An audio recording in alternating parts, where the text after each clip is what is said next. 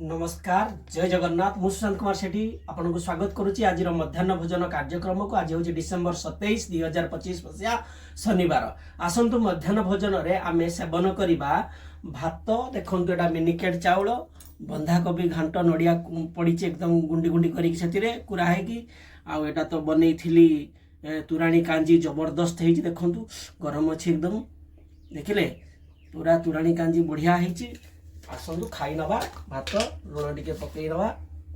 जय जगन्नाथ जय माँ अन्नपूर्णा महालक्ष्मी ना स्मरणा करिकी बर्तमान आम कौन करवा ना भात खाई नवा। भात खाई नवा पूर्व टे पानी पी नवा